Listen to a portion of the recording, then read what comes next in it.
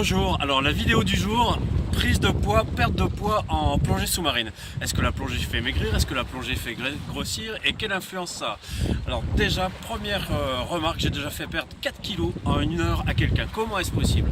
Bon, bien sûr, il ne s'agit pas de masse corporelle, mais tout simplement des plombs.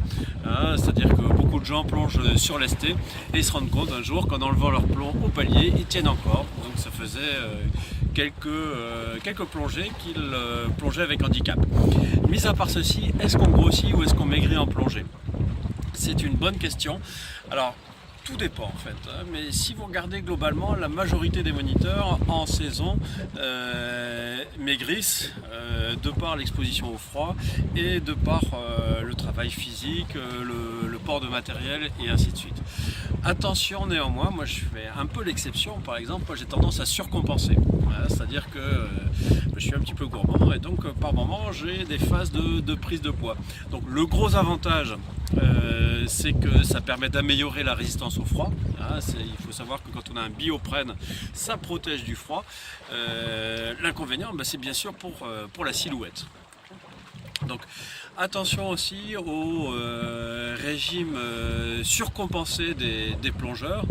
Donc je ne vais pas faire un pamphlet sur tout ce qui est graisse et puis alcool, qui est bien sûr nuisible pour la prise de poids et au global, même si, comme je le disais tout à l'heure, ça peut favoriser la résistance au froid.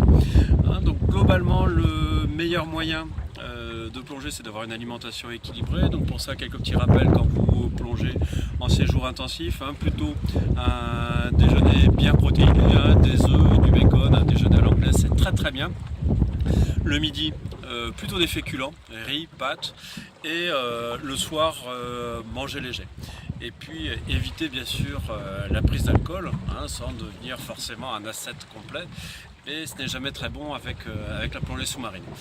Donc ensuite, une autre chose, ce qu'il y a de bien, c'est d'entretenir sa forme au global pour la plongée, parce que la plongée c'est épuisant, mais non pas parce qu'on fait beaucoup d'efforts sous l'eau, tout simplement parce que avec d'une part le fait d'être en mer, ensuite les contraintes de pression font qu'on sollicite beaucoup l'organisme, et c'est vrai qu'on peut le demander à tous mes stagiaires, et vous pouvez le demander à n'importe quel moniteur de plongée, la vie sociale après une journée de plongée est assez limitée.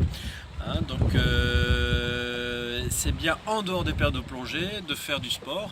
Alors le sport qu'on peut conseiller, c'est bien sûr tous les sports qui sollicitent le cardio, le jogging, le vélo, la natation, et puis aussi du renforcement musculaire pour s'habituer au port de charge, donc travailler notamment les quadriceps, et puis aussi le dos, muscler le dos de manière à éviter de se faire mal au dos en portant des choses lourdes.